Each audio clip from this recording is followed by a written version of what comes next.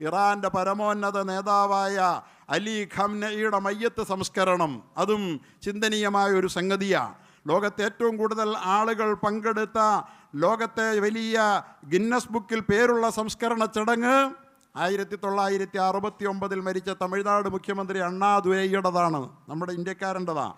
1.5 കോടി ആളുകൾ പങ്കെടുത്തുന്ന. എന്നാൽ ഗിന്നസ് ബുക്കിൽ പേര് ചേർക്കപ്പെട്ട ഒരു രാജ്യത്തിൻ്റെ ജനസംഖ്യയിൽ ഏറ്റവും കൂടുതൽ പങ്കെടുത്തതെന്ന് പറയുന്നത് ആയത്തുള്ള അലി ഖുമൈനിയുടേതാണ്. ഇറാൻ എന്ന രാജ്യത്തിൻ്റെ പരമോന്നത നേതാവായിരുന്ന ആ രാജ്യത്തെ 1/6 ആളുകൾ അതിൽ പങ്കെടുത്തു.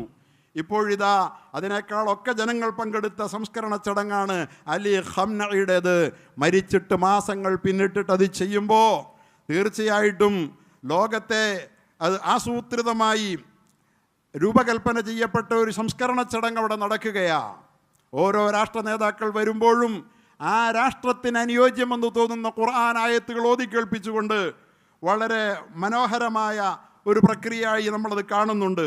സ്വന്തം രാജ്യത്ത് മാത്രമല്ല, ഇറാഖിലെ 2 നഗരങ്ങളിലേക്ക് കൂടി, കർബലയിലേക്കും നജഫിലേക്കും കൂടി അതിൻ്റെ പ്രക്രിയകൾ നീളുകയാണ്. വേറൊരു രാജ്യത്തേക്ക് പോലും അവിടെയും ഷിയ ആധിപത്യമാണ്. ഇവിടെ പ്രധാനമായി 2 ലക്ഷ്യങ്ങളാണ്. ഒന്ന് രാഷ്ട്രീയ ലക്ഷ്യം.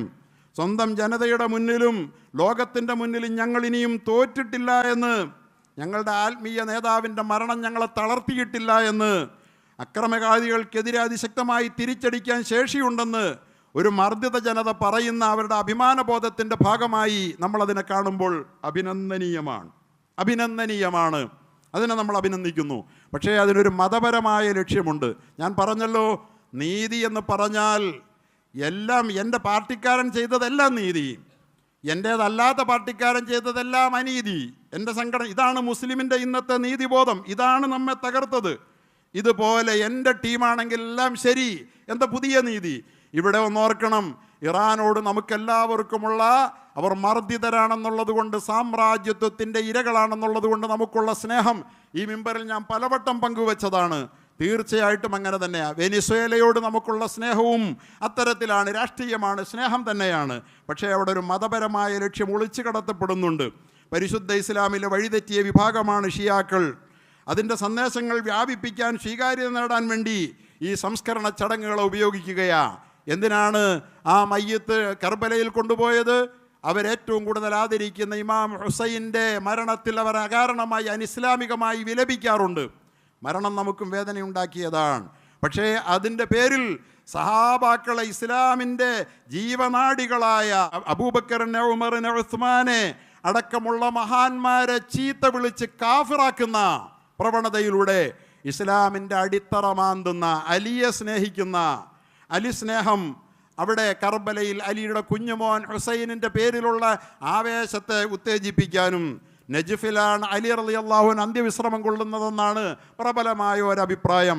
അവിടെ കൊണ്ടുപോയി അലി റളിയല്ലാഹു അൻഹുവിൻ്റെ ഖബറിടത്തിൽ വെച്ചുമൊക്കെ അവരുടെ മതകീയമായ ലക്ഷ്യങ്ങൾ സാക്ഷാത്കരിച്ച് പരിശുദ്ധ ഇസ്ലാമിൻ്റെ അസ്ഥിവാരമായ സഹാബാക്കളെ ഈ ലോകത്ത് കാഫിറാക്കുന്ന ഒരു മതപരമായ പ്രത്യയശാസ്ത്രം അവർക്കുണ്ട്.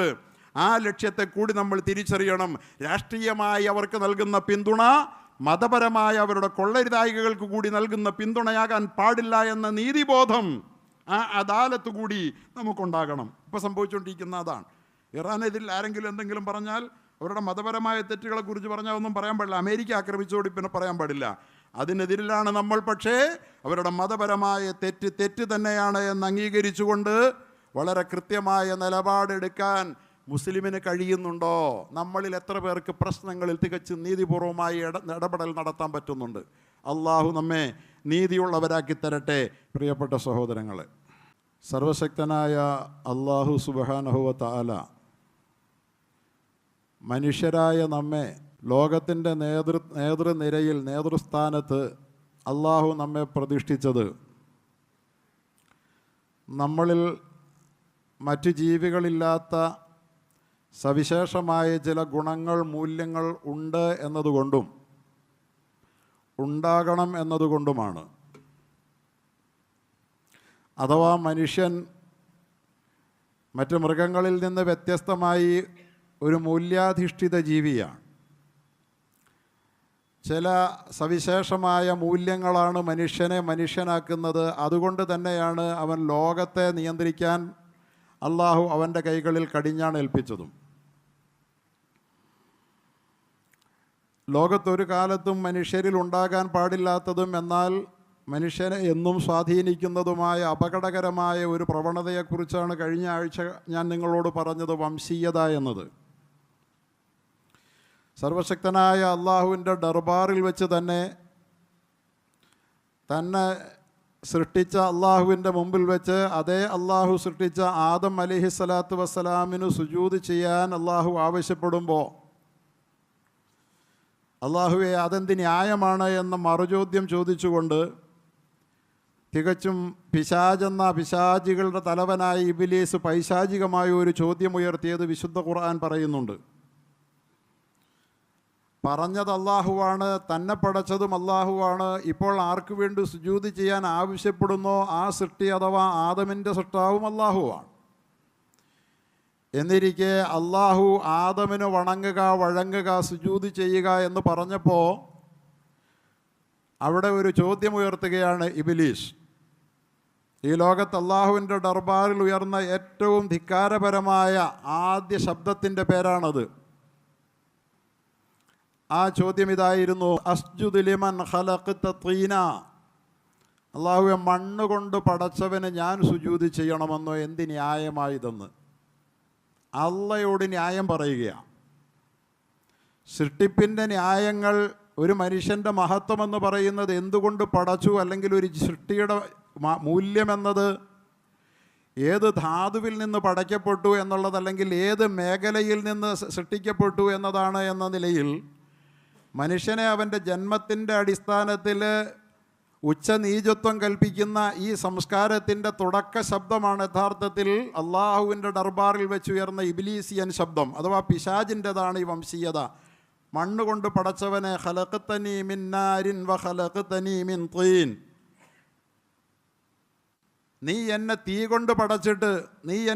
കൊണ്ട് പടച്ചിട്ട് മണ്ണുകൊണ്ട് പടച്ചവനോട് പടയ്ക്കപ്പെട്ടവന് സുജൂദ് ചെയ്യാൻ പറയുന്നതിൽ അന്യായമുണ്ട് അല്ലാഹുവേ, അയുക്തിയുണ്ട് അല്ലാഹുവേ എന്ന് പടച്ചവനെ യുക്തി പഠിപ്പിക്കുകയാണ് യുക്തിവാദത്തിൻ്റെ തലതൊട്ടപ്പനായ അടിസ്ഥാന ഫൗണ്ടറായ ഇബ്ലീസ്. യുക്തിവാദികളുടെ ഫൗണ്ടർ എന്ന് വേണേൽ പറയാം. യുക്തിവാദം തെറ്റാണെന്നല്ല, ശരിയായ യുക്തിക്ക് നമ്മൾ പ്രോത്സാഹനം കൊടുക്കും. പക്ഷെ തനിക്ക് ശരിയെന്ന് തോന്നുന്ന ന്യായം വെച്ച് അതിനപ്പുറത്തേക്കൊന്നും മറികടന്ന് ചിന്തിക്കാൻ കഴിയാത്ത അത്തരം ആളുകളെയാണ് നമ്മൾ യുക്തിവാദി എന്നിവിടെ പറഞ്ഞത്, ചിമ്പാൻസികളെ. ആ തുടക്കക്കാർ അവിടെ യഥാർത്ഥത്തിൽ ഒരു വലിയ യുക്തിവാദം ഉയർത്തുകയാണ് പടച്ചവനോട്. ആ യുക്തിവാദത്തിൻ്റെ അടിസ്ഥാനം എന്താ? അള്ളാഹു മറ്റൊരു ഭാഗത്ത് പറയുന്നുണ്ട്, അബാ വസ്തക്ബറ വകാന മിനൽ ജിന്നി, അവനോ ജിന്നിൽപ്പെട്ടവനാണ്. സജദൽ മലായികത്തു കുല്ലുഹും അജ്മഈൻ, പ്രകാശത്താൽ സൃഷ്ടിക്കപ്പെട്ട പ്രകാശ സൃഷ്ടിയായ മലക്കുകൾ സുജൂദ് ചെയ്തിരിക്കെ അതിലും ഫാക്ടറിൽ താഴെയാണല്ലോ തീ. ആ തീയിൽ നിന്ന് സൃഷ്ടിക്കപ്പെട്ടവൻ പറയുകയാണ്, ഞാൻ എങ്ങനെ മണ്ണുകൊണ്ട് സൃഷ്ടിച്ചവന് സുജൂദ് ചെയ്യുമെന്ന്. അങ്ങനെയെങ്കിൽ ആ ന്യായം പറയാൻ അധിക അവകാശമുള്ളത് മലക്കുകൾക്കല്ലേ അല്ലാഹു ചോദിക്കുക.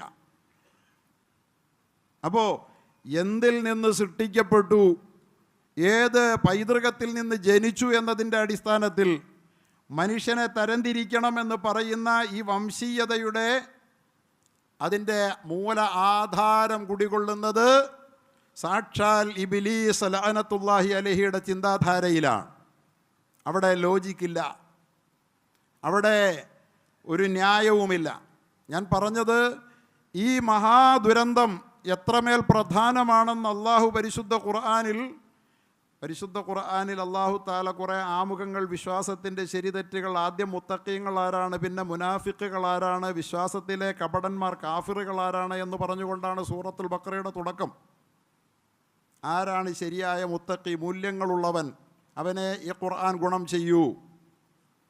അതുപോലെ തന്നെ ആരാണ് കപടവിശ്വാസികൾ, ഒരു മനുഷ്യവിഭാഗത്തിൻ്റെ മനസ്സുകളിലുണ്ടാകുന്ന വിശ്വാസപരമായ പരിണാമങ്ങളാണ് മനുഷ്യവിഭാഗത്തെ യഥാർത്ഥത്തിൽ വ്യത്യസ്തരായി തരംതിരിക്കുന്നതെന്ന് പറഞ്ഞുകൊണ്ടാണ് ഖുർആൻ മുന്നോട്ട് പോകുന്നത്.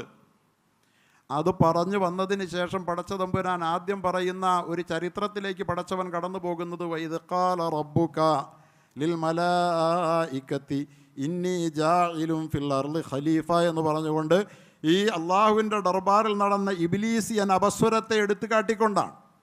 എന്തിനാ അതിലേക്ക് പോയേ? മനുഷ്യോൽപത്തി മുതൽ മനുഷ്യ വംശത്തിൻ്റെ നിലനിൽപ്പ് അവസാനിക്കുന്നത് വരെയുള്ള മുഴുവൻ കാലഘട്ടത്തിലും മാനവരാശിയെ അടക്കി ഭരിക്കുന്നതും വേട്ടയാടുന്നതും അങ്ങനെ ലോകത്തിൻ്റെ ശാന്തി സമാധാനം മുഴുവൻ നശിപ്പിക്കുന്നതുമായ ഏറ്റവും വലിയ വൈറസാണ് വംശീയത. അതാണ് യഥാർത്ഥത്തിൽ ഇന്നും അരങ്ങ് തകർക്കുന്നത് ലോകം നിറയെ.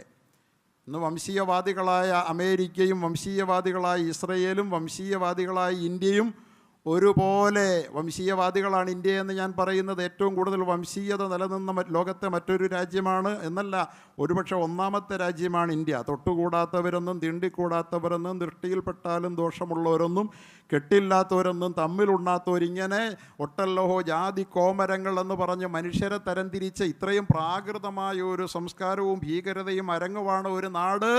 ഇന്ത്യ പോലെ വേറെ ഇല്ല എന്ന് പറഞ്ഞാൽ ജാതീയതയുടെ ലോക തലസ്ഥാനമാണ് ഇന്ത്യ. വംശീയതയുടെ ലോക തലസ്ഥാനമാണ് ഇസ്രായേൽ. ഇതിന് വളവും നൽകുന്ന ആഗോള സാമ്രാജ്യത്വ ശക്തിയാണ് അമേരിക്ക. ഇത് മൂന്നും കൈകോർത്തുകൊണ്ടൊരു ലോകാധിപത്യത്തിലേക്ക് പോകുമ്പോൾ ലോകത്തവർ വ്യാപിപ്പിക്കാൻ ശ്രമിക്കുന്നത് വംശീയതയാണ്. ഞാനതിൻ്റെ നേരത്തെ ചിലതൊക്കെ പറഞ്ഞിരുന്നു. ഫുട്ബോളിനെ അതിനുവേണ്ടി ഉപയോഗപ്പെടുത്തുന്നത് കഴിഞ്ഞ ആഴ്ച പറഞ്ഞതാണ്. പെലെയെന്ന് പറയുന്ന കറുത്തവൻ്റെ ഫുട്ബോൾ രാജാവെന്ന് പറയുന്ന ആ പദവി തട്ടിയെടുക്കാൻ വേണ്ടിയിട്ടൊരു വെള്ളക്കാരനായ മറഡോണ എന്ന് പറയുന്ന ആളെ കൊണ്ടുവന്ന കഥ. അതിനുവേണ്ടി അവരുപയോഗിച്ച രാഷ്ട്രമാണ്, അവരുടെ പ്രിയങ്കര രാഷ്ട്രമാണ് അർജൻറ്റീന. ആ രാഷ്ട്രം ജയിക്കുന്നതിൽ നമുക്കവരുടെ കേളി മികവിൽ സംശയമുള്ളത് കൊണ്ടൊന്നുമല്ല, അതിനെ ഇഷ്ടപ്പെടുന്നവർക്ക് ഇഷ്ടപ്പെടാം. പക്ഷേ ഇത് നിയന്ത്രിക്കുന്ന ആളുകൾക്ക് അവരുടെ രാഷ്ട്രീയമുണ്ട് എന്നും അവരുടെ അജണ്ടകളുണ്ട് എന്നും ആ അജണ്ട ചെറുതല്ല, വംശീയതയുടെയും വംശീയതയുടേതാണ് എന്ന് സൂചിപ്പിക്കുകയാണ്. ഹാൻഡ്സ് ഓഫ് ഗോഡ്, ദൈവത്തിൻ്റെ സ്വന്തം കൈകൾ കൊണ്ട് എന്ന് അവകാശപ്പെട്ടുകൊണ്ട് അയാൾ കളിച്ച് തൻ്റെ രാജ്യത്തെ ജയിപ്പിച്ച രണ്ടാമത്തെ ലോകകപ്പിൽ സ്വന്തം കൈകൊണ്ട് ഗോളടിച്ചത് ലോകം മുഴുവൻ വീഡിയോയിൽ കണ്ടിട്ടും ഇന്നത്തെ ഉണ്ടല്ലോ വാർ ചെക്ക്, അതിലൂടെ ലോകത്തിന് കാണാൻ കഴിഞ്ഞിട്ടും ആ ലോകകപ്പ് ലോകത്ത് റദ്ദാക്കപ്പെട്ടിട്ടില്ല. എല്ലാവർക്കും അറിയാമത്. അയാൾ പറഞ്ഞു ദൈവത്തിൻ്റെ സ്വന്തം കൈയാണെന്ന്. എന്ന് പറഞ്ഞാൽ വംശീയവാദികളുടെ ദൈവമാരാ? ആ ദൈവത്തിന് വേണ്ടിയാണ് ഞാൻ ഈ പ്രവർത്തിച്ചത്. ആ വർഗീയവാദികളാണ് എങ്ങനെയും കൈകൊണ്ട് ഗോളടിച്ചും ഏത് വിധേനയും ഈ ലോകകപ്പ് കൂടി നിൻ്റെ ടീമിനെ ജയിപ്പിക്കണമെന്ന് എന്നോട് ആവശ്യപ്പെട്ടത് ദൈവമാണ് എന്ന് പറഞ്ഞാൽ ഏത് ദൈവമാണത്? വംശീയവാദികളുടെ ദൈവം. അത് സാക്ഷാൽ ദൈവമല്ലല്ലോ, പിശാചിനെയാണ് അവർ ദൈവം എന്നതുകൊണ്ട് ഉദ്ദേശിക്കുന്നത്. അയാൾ എന്തിൻ്റെ പ്രതിനിധിയായിരുന്നു? നമ്മുടെ മക്കൾ ഇന്ന് അർജൻറ്റീനയ്ക്ക് വേണ്ടി വക്കാലത്ത് പിടിക്കുന്ന ഒരു രാഷ്ട്രമെന്നുള്ളതിൽ നമുക്ക് പ്രശ്നമൊന്നുമില്ല. പക്ഷെ പടച്ചവൻ പറഞ്ഞാലും മെസ്സി പറഞ്ഞതേ മെസ്സിയെ ഞങ്ങൾ സ്നേഹിക്കുമെന്നൊക്കെ പറയുന്ന പുതിയ തലമുറ, അതൊക്കെ വീഡിയോകളിലായി പുറത്തു വരുന്നുണ്ട്. പടച്ചവൻ പറഞ്ഞാലും മെസ്സിയാണ് വലുതെന്ന്.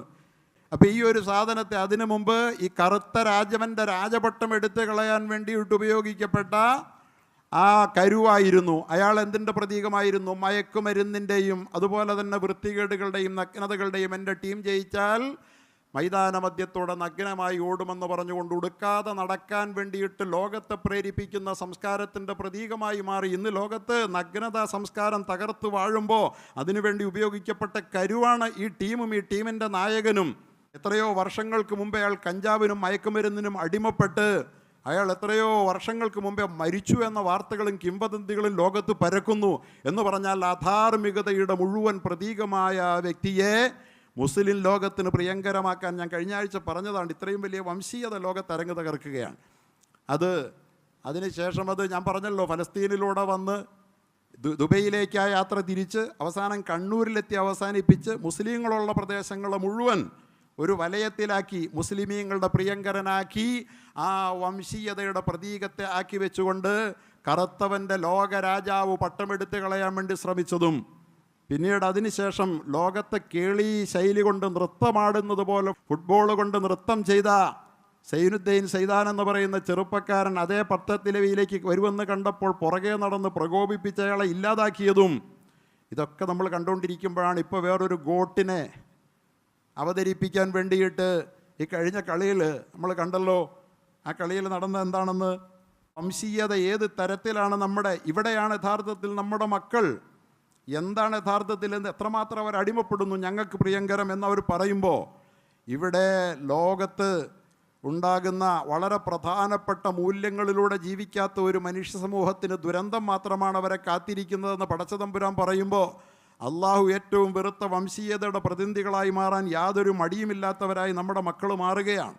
എൻ്റെ പ്രിയപ്പെട്ട സഹോദരങ്ങളെ, ആ കളിയിലെ ശരി തെറ്റുകൾ ഞാൻ പറയുന്നില്ല. അർജൻറ്റീന കളിച്ചാണ് അവസാനം 10 മിനിറ്റ് കൊണ്ട് ജയിച്ചതെന്നാണ് പലരും പറയുന്നത്. പക്ഷേ അല്ല എന്ന് പറയുന്നത് മുസ്ലിങ്ങളാണ്, ഈജിപ്റ്റ് തൊട്ടതിൻ്റെ സങ്കടം കൊണ്ടാണെന്ന് ചിലർ പറഞ്ഞു കേട്ടപ്പോൾ ഞാൻ അതുമായി വന്ന വാർത്ത നോക്കിയപ്പോൾ വിമലെന്ന് പറയുന്ന ആൾ പറയുന്നു മതിച്ചേട്ടൻ അർജൻറ്റീന ഫാനായതുകൊണ്ടാണ് റഫറിയുടെ കളി മികവ് പറയാത്തത്.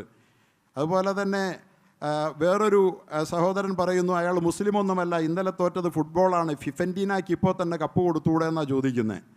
അങ്ങനെ മുസ്ലിമീങ്ങളല്ലാത്തവരുടെ ഷൈജു പോൾ പറയുന്നു റഫറിയാണ് man of the match, Messi waste എന്ന് പറയുന്നു. ഇത് ഞാൻ പറയുകയല്ല, മുസ്ലിങ്ങൾ മാത്രമല്ല കളി സ്നേഹികളായ അമുസ്ലിമീങ്ങളടക്കം പറയുന്ന വാർത്തകൾ ഇത് മാത്രമേ ഞാൻ പഠിച്ചിട്ടുള്ളൂ കേട്ടോ. ഇതിനെ കൂടുതൽ ഞാൻ നിരീക്ഷിക്കാൻ ശ്രമിക്കുന്നില്ല, കാരണം ഇതൊന്നും എൻ്റെ ഒരു മേഖലയല്ലാത്തതുകൊണ്ട്. പക്ഷേ വംശീയതയെ വളർത്താൻ ഈ ലോകകപ്പിന് ലോകത്തെ ജനങ്ങളുടെ ഏറ്റവും പ്രിയങ്കരമായ ഒരു കേളി വിനോദത്തെ വേദിയാക്കി അവരുദ്ദേശിച്ച ടീമിനെ തന്നെ അന്ന് ദൈവത്തിൻ്റെ സ്വന്തം കൈയെന്ന് പറഞ്ഞൊരു കള്ളക്കളിയിലൂടെ കള്ളൻ്റെ കയ്യിലൂടെ ജയിപ്പിച്ചെടുത്തിട്ടും ഇന്നും ആ ലോകകപ്പ് റദ്ദാക്കപ്പെട്ടിട്ടില്ല. ആ ടീമും ആ ടീമിൻ്റെ നായകനുമാണ് ഇന്നും ഞങ്ങളുടെ ഓമൽ പുത്രനെന്ന് ഇസ്രയേലിൽ പോയി വീപ്പിംഗ് വാളിൽ പോയി നിന്നുകൊണ്ട് ടെലവീവിന് സമാധാനമുണ്ടാകട്ടെ എന്ന് വെസ്റ്റ് ബാങ്കിലും മാത്രം പോയി ഫലസ്തീനിലോ ഗസയിലോ പോകാത്ത ഇന്നത്തെ ആ ഗോട്ടുണ്ടല്ലോ, ആ ഗോട്ടിന് വേണ്ടി കുഴലൂതുന്നവർ യഥാർത്ഥത്തിൽ ഒരു കളിക്കാരന് വേണ്ടിയല്ല, വംശീയതയുടെ പ്രതീകത്തിന് വേണ്ടിയാണെന്ന് തിരിച്ചറിയണമെന്ന് ഞാൻ പറയുകയാണ്. സാംജോ പറയുന്നു റഫറി ജയിപ്പിച്ചു, വളരെ ശരിയാ. ഇതൊക്കെ മുസ്ലിങ്ങൾ മാത്രം പറയുന്നത് ഞാൻ ശ്രദ്ധിച്ചേയില്ല. അമുസ്ലിമീങ്ങളായ ആളുകൾ ഇതിനെക്കുറിച്ച് വിലയിരുത്തി ഇതാണ് ശരി തെറ്റുകൾ ഞാൻ പറയുന്നില്ല. വാർ ചെക്ക് നടത്താൻ ആവശ്യപ്പെട്ടപ്പോൾ ഞങ്ങൾക്ക് വാർ ചെക്ക് നടത്തി തന്നില്ല എന്ന് ഈജിപ്തിൻ്റെ അതിൻ്റെ കോച്ച് പറയുകയാണ്.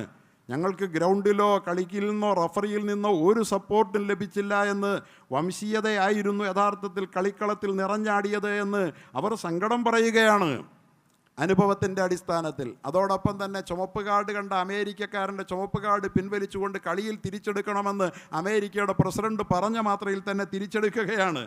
ഇതൊക്കെയാണ് ലോകകപ്പെന്ന് പറഞ്ഞുകൊണ്ട് ലോകത്ത് നടന്നുകൊണ്ടിരിക്കുന്നത്.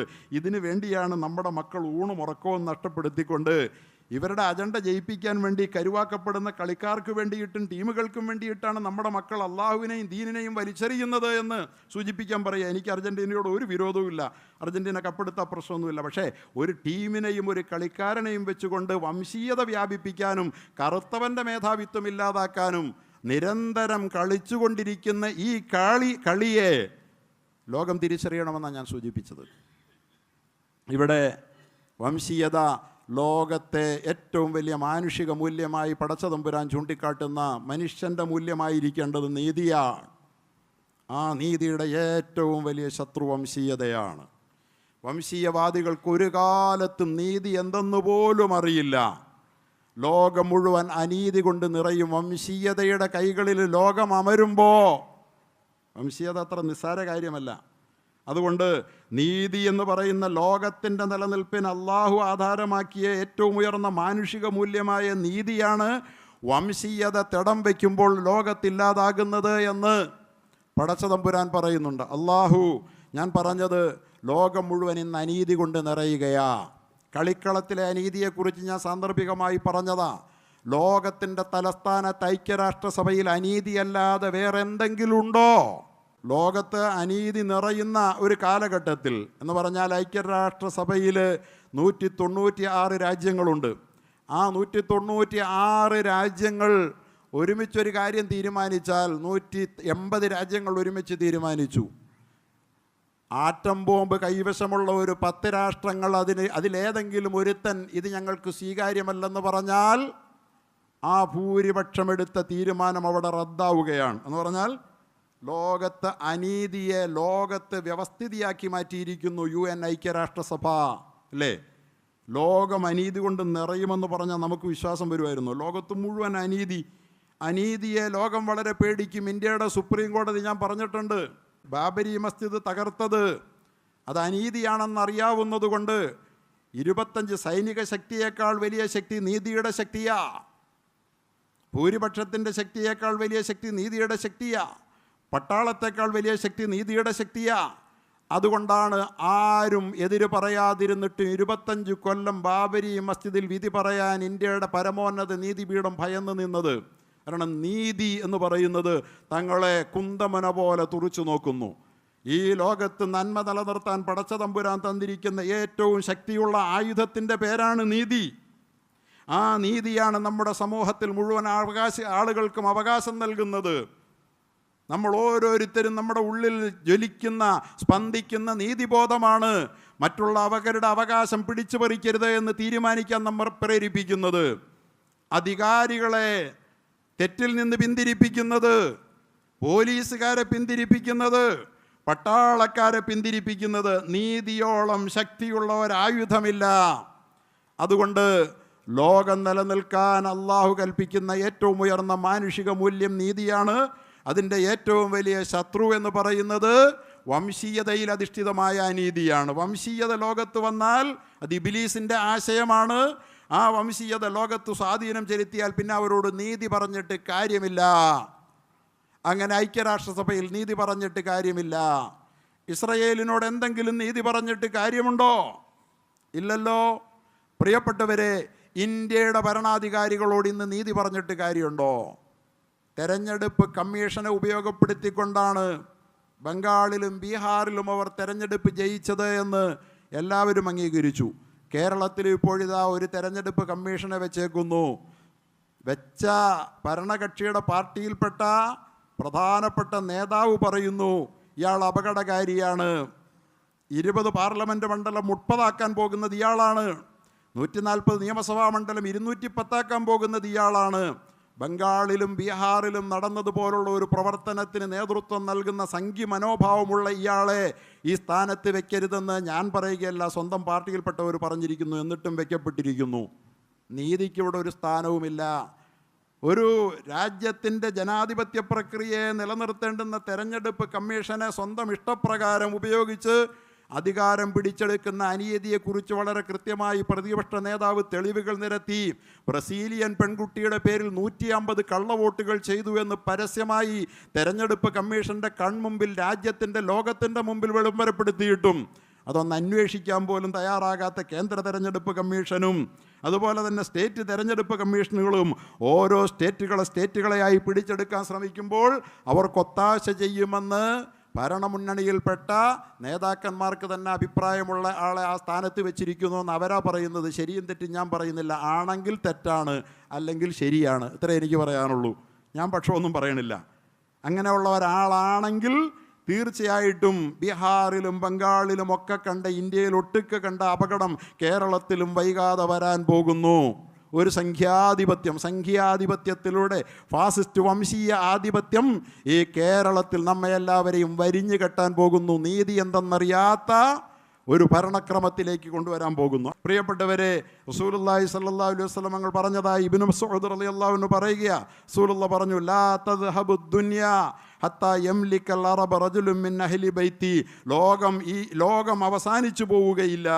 ഹത്താ യംലിക്കൽ അറബ, അറബ് ലോകത്തെ മുഴുവൻ ഒന്നിച്ച് ഭരിക്കുന്നത് വരെ, റജുലുൻ മിൻ അഹ്ലി ബൈത്തി, എൻ്റെ കുടുംബത്തിൽപ്പെട്ട ഒരാൾ, യുവാത്തി ഇസ്മുഹു ഇസ്മി, അയാളുടെ പേര് എൻ്റെ പേരായിരിക്കും.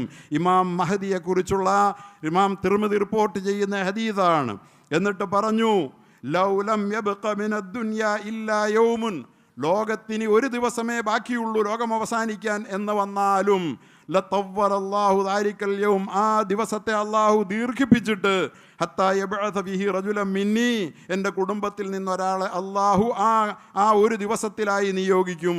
ഔ മിൻ അഹ്ലി ബൈത്തി യുവാത്തി ഉസ്മഹു ഇസ്മി, അദ്ദേഹത്തിൻ്റെ പേരെൻ്റെ പേരായിരിക്കും. വ ഇസ്മു അബീഹി ഇസ്മ അബീ, അദ്ദേഹത്തിൻ്റെ പിതാവിൻ്റെ പേര് എൻ്റെ പിതാവിൻ്റെ പേരായിരിക്കും. മുഹമ്മദ് ബിൻ അബ്ദുല്ലാഹിൽ മഹ്ദി വരുമെന്ന്. എന്നിട്ട് പറയുക, അദ്ദേഹം വന്നാൽ ലോകത്തെ അദ്ദേഹം നീതിയും ധർമ്മവും പുനഃസ്ഥാപിക്കും. പൂർണ്ണമായി ലോകം നിറയ്ക്കും. നീതി കൊണ്ടും ധർമ്മം കൊണ്ടും ലോകം നിറയ്ക്കും. കമാ മുലിഅത് ളുൽമൻ വജൗറാ, അക്രമം കൊണ്ടും അനീതികൾ കൊണ്ടും എപ്രകാരം ആ ലോകം നിറഞ്ഞു പോയിരുന്നോ അതുപോലെ. എന്ന് പറഞ്ഞാൽ ലോകം മുഴുവൻ അക്രമം കൊണ്ടും അനീതി കൊണ്ടും നിറഞ്ഞു പോയിരിക്കുമെന്ന്. ഐക്യരാഷ്ട്രസഭ നിയന്ത്രിക്കുന്ന ലോകക്രമം പരിപൂർണമായിട്ട് നീതിയായിരിക്കും. അതുപോലെ തന്നെ ലോക കേളി മേഖലകളെ നിയന്ത്രിക്കുന്ന ലോകകപ്പിലും അനീതിയായിരിക്കും. അതുപോലെ തന്നെ നമ്മുടെ രാജ്യം ഭരിക്കുന്നവർ അനീതിയിലൂടെ അധികാരം പിടിച്ചെടുക്കാൻ വേണ്ടി ശ്രമിക്കും. അത് പയ്യെ പയ്യെ താഴെ തട്ടിലേക്ക് നീണ്ടു വന്ന് നീതിക്ക് വേണ്ടി പറയാൻ ആളില്ലാത്ത ഒരു ലോകക്രമം വന്നിട്ട് ലോകം മുഴുവൻ അനീതി കൊണ്ട് നിറയും. അധികാരമുള്ളവൻ കയ്യൂക്കുള്ളവൻ കാര്യക്കാരനായി മാറും. അധികാരമുള്ളവനെതിരിൽ പണമെതിരിലുള്ളവനിൽ പറയാൻ ഒരാളില്ലാതാകുന്ന ഒരു കാലം വരും. അതുകൊണ്ട് അതിനെ അവസാനിപ്പിക്കാൻ ലോകം മുഴുവൻ അനീതി കൊണ്ട് നിറഞ്ഞ പോലെ നീതി കൊണ്ടും ന്യായം കൊണ്ടും ലോകത്തെ നിറയ്ക്കുന്ന ഒരു വിമോചകൻ വരുമെന്ന് റസൂലുള്ളാഹി സ്വല്ലല്ലാഹു അലൈഹി വസല്ലം പറയുമ്പോൾ ഈ വംശീയതയുടെ അനീതിയെ ചെറുക്കാൻ നീതിയെ ഉയർത്തിപ്പിടിക്കുക എന്ന സന്ദേശമാണ് പരിശുദ്ധ ഖുർആനും തിരുസുന്നത്തും നൽകുന്നത്.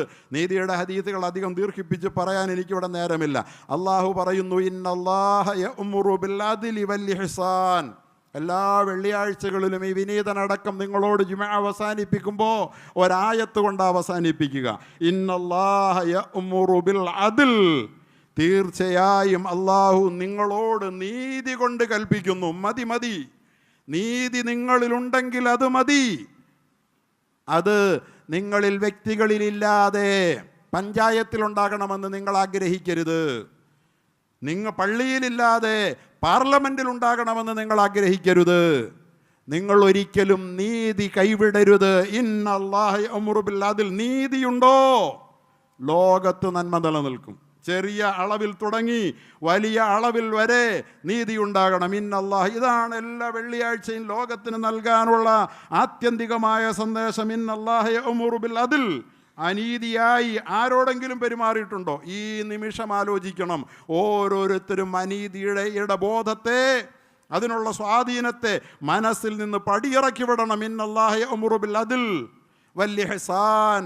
അള്ളാഹു ഇഹ്സാൻ കൊണ്ടും ഏറ്റവും നന്നായി പ്രവർത്തിക്കണമെന്ന് നിങ്ങളോട് കൽപ്പിക്കുന്നു. വഇതാഇദിൽ ഖുർബാ. ബന്ധുക്കൾക്ക് നിങ്ങൾ നൽകണം നിങ്ങൾക്കുള്ളതിൽ നിന്നെന്നും അള്ളാഹു കൽപ്പിക്കുന്നു. ഈ മൂന്ന് കാര്യം ഏറ്റവും മികച്ച സന്ദേശമാണ്. പോസിറ്റീവായി പറയാനുള്ളത് അത് മൂന്നുമാണ്. നീതി മതി.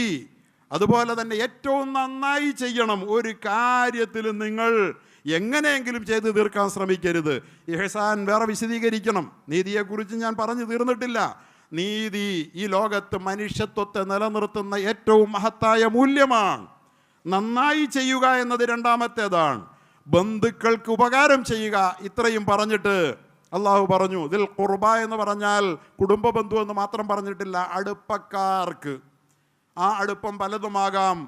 ജോലിയിൽ നമ്മളോടൊപ്പം അടുത്ത് നിൽക്കുന്നവരാകാം, സ്നേഹ സൗഹൃദങ്ങളിൽ അടുപ്പമുള്ളവരാകാം, രക്തബന്ധത്തിൽ അടുപ്പമുള്ളവരാകാം, കെട്ടുബന്ധത്തിൽ അടുപ്പമുള്ളവരാകാം. ദിൽ ഖുർബ വളരെ ആലോചിച്ച് അള്ളാഹു ഉപയോഗിച്ച പദമാ. അടുപ്പമുള്ളവർക്ക് ഉപകാരം ചെയ്യുക. എന്നിട്ട് അള്ളാഹു പറയുന്നു, വയൻഹാ അനിൽ ഫഹ്ശാ. അശ്ലീലത്തെ അള്ളാഹു വെറുക്കുന്നു, വിലക്കുന്നു, നിരോധിക്കുന്നു. അശ്ലീലവുമായി അടുത്തേക്കരുതേ. അനിൽ ഫഹ്ശാ വൽ മുൻകർ.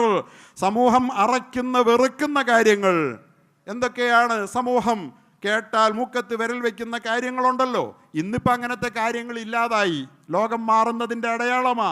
പണ്ടൊക്കെ വ്യഭിചാരം എന്ന് കേട്ടാൽ, സ്വവർഗരതി എന്ന് കേട്ടാൽ, മദ്യപാനം എന്ന് കേട്ടാൽ, ലഹരി എന്ന് കേട്ടാൽ ലോകം അറയ്ക്കുമായിരുന്നു, വെറുക്കുമായിരുന്നു. മുൻകർ, ലോകം അറയ്ക്കുന്ന വെറുക്കുന്ന കാര്യങ്ങൾ. മുൻകർ ഫഹ്ശാഇ വൽ മുൻകരി വൽ ബഗി. അക്രമം, അതിക്രമം. ആരോടും ഒരതിക്രമവും അതിരുവിട്ട് ചെയ്യരുത്. ഇതൊക്കെ ഓരോന്നും വിശദീകരണം ആവശ്യമുള്ളതുകൊണ്ട് ഞാൻ അധികം പറയുന്നില്ലെങ്കിലും ഇത്രയും കാര്യമൊന്ന് ശ്രദ്ധിച്ചാൽ മതി. മുസ്ലിമേ എന്ന ഓരോ വെള്ളിയാഴ്ചയും നിങ്ങളാകാൻ, നിങ്ങൾക്ക് അള്ളാഹുമായി അടുപ്പം കിട്ടാൻ, പടച്ച തമ്പുരാൻ്റെ അനുഗ്രഹത്തിന്, സഹായത്തിന് നിങ്ങൾ പാത്രമാകാൻ എന്നല്ലാഹു നമ്മോട് പറയുമ്പോൾ ഈ നീതി നിലനിൽക്കുന്ന ലോകക്രമം അട്ടിമറിക്കപ്പെടുകയും അതുപോലെ തന്നെ ഈ നീതിയിൽ ഇന്ന് വെള്ളം ചേർക്കപ്പെടുകയും ഈ നീതിക്ക് വേണ്ടി സംസാരിക്കാൻ ഇന്ന് മുസ്ലിം സമുദായത്തിൽ പോലും ആളില്ലാതാവുകയുമാ. നീതി ആരുടെ നീതിയാ? സ്വന്തം പാർട്ടിയുടെ നീതി എൻ്റെ നീതി, സ്വന്തം സംഘടനയുടെ നീതി എൻ്റെ നീതി, സ്വന്തം ഇഷ്ടപ്പെട്ട ടീമിൻ്റെ നീതി എൻ്റെ നീതി. ആരിലാണ് നീതി? ആരിലാണ് നീതി? എന്നിട്ടും നാം ആഗ്രഹിക്കുകയാണ് എല്ലാവരും എനിക്ക് നീതി തരണം. എൻ്റെ നീതി എൻ്റെ പാർട്ടി നീതി, എൻ്റെ നീതി എൻ്റെ സംഘടനാ നീതി, എൻ്റെ നീതി എൻ്റെ ടീം നീതി. പക്ഷെ എനിക്കെല്ലാവരും നീതി തരണം. കിട്ടുമോ നീതി? കിട്ടില്ല കൂട്ടരെ. അള്ളാഹു പറയുകയാണ്, നീതി നിന്നിലുണ്ടെങ്കിൽ നിനക്കും നീതി പ്രതീക്ഷിക്കാം. നീ വിലക്കുന്ന നീതി മറ്റുള്ളവരിൽ നിന്ന് നീ പ്രതീക്ഷിക്കരുത്. ഇന്ന് ഏറ്റവും അധികം ചർച്ച ചെയ്യപ്പെടുന്ന വാർത്താ പ്രാധാന്യം ഫുട്ബോൾ ആണെങ്കിലും അതുപോലെ ലോക ശ്രദ്ധ നേടിയ മറ്റൊന്നാ ഇറാൻ്റെ പരമോന്നത നേതാവായ അലി ഖംനയുടെ മയ്യത്ത് സംസ്കരണം. അതും ചിന്തനീയമായ ഒരു സംഗതിയാണ്. ലോകത്തെ ഏറ്റവും കൂടുതൽ ആളുകൾ പങ്കെടുത്ത, ലോകത്തെ വലിയ ഗിന്നസ് ബുക്കിൽ പേരുള്ള സംസ്കരണ ചടങ്ങ് 1969 മരിച്ച തമിഴ്നാട് മുഖ്യമന്ത്രി അണ്ണാദുരൈയുടേതാണ്, നമ്മുടെ ഇന്ത്യക്കാരൻ്റെതാണ്. 1.5 കോടി ആളുകൾ പങ്കെടുത്തുന്ന. എന്നാൽ ഗിന്നസ് ബുക്കിൽ പേര് ചേർക്കപ്പെട്ട ഒരു രാജ്യത്തിൻ്റെ ജനസംഖ്യയിൽ ഏറ്റവും കൂടുതൽ പങ്കെടുത്തതെന്ന് പറയുന്നത് ആയത്തുള്ള അലി ഖുമൈനിയുടേതാണ്. ഇറാൻ എന്ന രാജ്യത്തിൻ്റെ പരമോന്നത നേതാവായിരുന്ന ആ രാജ്യത്തെ 1/6 ആളുകൾ അതിൽ പങ്കെടുത്തു. ഇപ്പോഴിതാ അതിനേക്കാളൊക്കെ ജനങ്ങൾ പങ്കെടുത്ത സംസ്കരണ ചടങ്ങാണ് അലി ഖംനയുടേത്. മരിച്ചിട്ട് മാസങ്ങൾ പിന്നിട്ടിട്ട് അത് ചെയ്യുമ്പോൾ തീർച്ചയായിട്ടും ലോകത്തെ അത് ആസൂത്രിതമായി രൂപകൽപ്പന ചെയ്യപ്പെട്ട ഒരു സംസ്കരണ ചടങ്ങ് അവിടെ നടക്കുകയാണ്. ഓരോ രാഷ്ട്ര നേതാക്കൾ വരുമ്പോഴും ആ രാഷ്ട്രത്തിന് അനുയോജ്യമെന്ന് തോന്നുന്ന ഖുർആൻ ആയത്തുകൾ ഓതി കേൾപ്പിച്ചുകൊണ്ട് വളരെ മനോഹരമായ ഒരു പ്രക്രിയയായി നമ്മളത് കാണുന്നുണ്ട്. പക്ഷേ അതിൻ്റെ പിന്നിൽ അതിനെ നമ്മൾ സ്വന്തം രാജ്യത്ത് മാത്രമല്ല ഇറാഖിലെ 2 നഗരങ്ങളിലേക്ക് കൂടി, കർബലയിലേക്കും നജഫിലേക്കും കൂടി അതിൻ്റെ പ്രക്രിയകൾ നീളുകയാണ്. വേറൊരു രാജ്യത്തേക്ക് പോലും അവിടെയും ഷിയ ആധിപത്യമാണ്. ഇവിടെ പ്രധാനമായി 2 ലക്ഷ്യങ്ങളാണ്. ഒന്ന് രാഷ്ട്രീയ ലക്ഷ്യം.